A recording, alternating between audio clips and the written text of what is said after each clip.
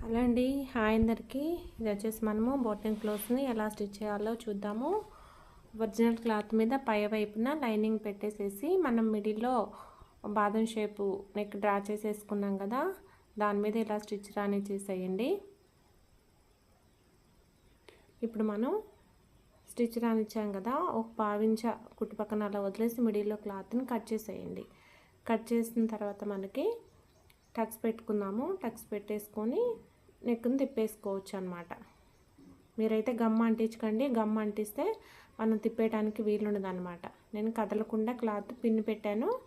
ఇది కావాలంటే క్లాత్ కదలకుండా పిన్ పెట్టేసుకొని స్టిచ్ చేసుకున్న తర్వాత ఇలా తిప్పేసుకునేటప్పుడు పిన్ తీసేయండి. ఓకేనండి. ఇప్పుడు వచ్చేసి నేను చూడండి, మనం తిప్పేసుకున్నాం కదా, నేను లైనింగ్ మీదే ఓన్లీ లైనింగ్ మీదే నేను స్టిచ్ రానిస్తున్నాను అనమాట. ఇలా ఒక స్టిచ్ రానిచ్చేసారనుకోండి, మనకి లైనింగ్ పై వైపున కనపడకుండా ఉంటుంది. వాష్ చేసినా కూడా లైనింగ్ అనేది మనకి బయటికి కనిపించదు అనమాట. ఇలా ట్రై చేయండి ఓసారి. ఇప్పుడు మనం పై వైపున మనకు కావాల్సినటువంటి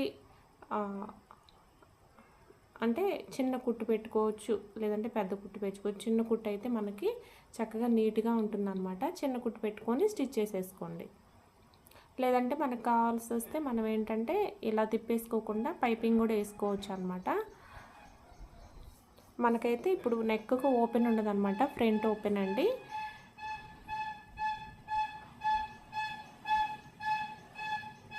చక్కగా ఇలా ఒక స్టిచ్ రాని చేశారంటే కదలకుండా ఉంటుంది, ప్లస్ మనకి నీట్గా కూడా ఉంటుందన్నమాట. నెక్ లైనింగ్తో కలిపేసి మొత్తం ఒరిజినల్ క్లాత్కి ఇలా ఒక స్టిచ్ రాని చేశారంటే మనకి లైనింగ్ కదలకుండా ఉంటుందన్నమాట.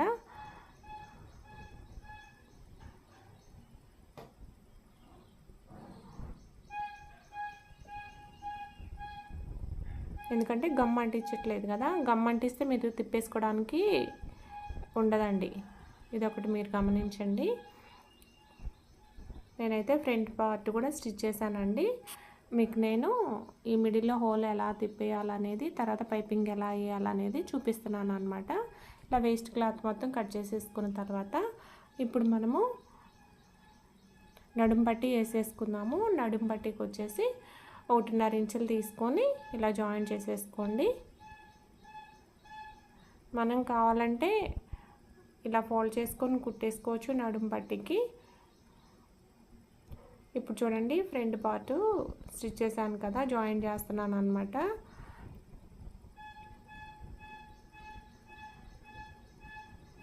ఇది వచ్చేసి ఫ్రంట్ పార్ట్ క్రాస్ కటింగ్ అండి. నేను కటింగ్లో చూపించాను మీకు. కటింగ్ వీడియో చూడని వాళ్ళు కటింగ్ వీడియో చూడండి. మన ఛానల్ నేమ్ వచ్చేసి ఝాన్సీ టైలర్ అనమాట. ఇప్పుడు నేను పైపింగ్ వేస్తున్నాను చూడండి.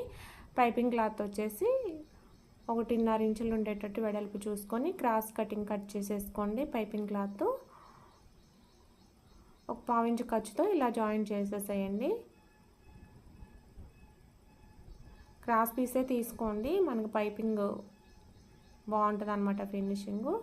ఇలా టక్స్ పెట్టేసుకోండి. ఏ నెక్కుకైనా సరే ఇలా టక్స్ పెట్టుకున్నారంటే కరెక్ట్గా మనకి నెక్ షేప్ అనేది వస్తుంది అనమాట. ఇప్పుడు చూడండి, ఇప్పుడు పైపింగ్ థ్రెడ్ కూడా వచ్చేసి మీరు 12 నెంబర్ థ్రెడ్ తీసుకోండి. పైపింగ్ అంటే సన్నగా వస్తుంది అనమాట. స్టిచ్ చేసేటప్పుడు కూడా మీరు పైపింగ్ క్లాత్ని లాగకుండా ఓన్లీ థ్రెడ్నే లాగండి. థ్రెడ్ని లాగారనుకోండి మీకు ఇలా సన్నగా వస్తుందన్నమాట.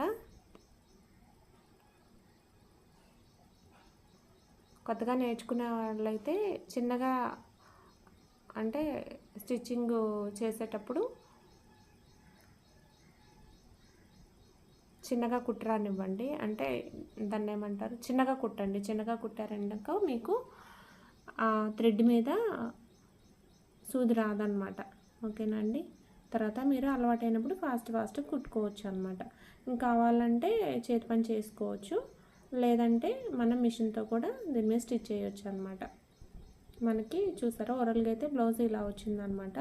నేను దీంతో పాటు వేరే బ్లౌజ్ అని చెప్పాను కదండి, కటింగ్లో చూపించాను మీకు. 2 బ్లౌజులు కట్ చేశాను అనమాట. స్టిచ్చింగ్ వీడియో అయితే నేను ఇదే పెట్టాను అనమాట. వేరే బ్లౌజ్కు స్టిచ్చింగ్ పెట్టడానికి నాకు టైం సరిపోలేదు. నేను ఆ బ్లౌజ్ కూడా ఫోటో పెడతాను, చూడండి ఎలా వచ్చిందనేది. కటింగ్ వీడియో పెట్టే కదా, అందుకని మీకు ఆ బ్లౌజ్ని కూడా చూపిస్తున్నాను అనమాట. వీడియో నచ్చితే ఒక లైక్ చేయండి, షేర్ చేయండి. థ్యాంక్ యూ అండి.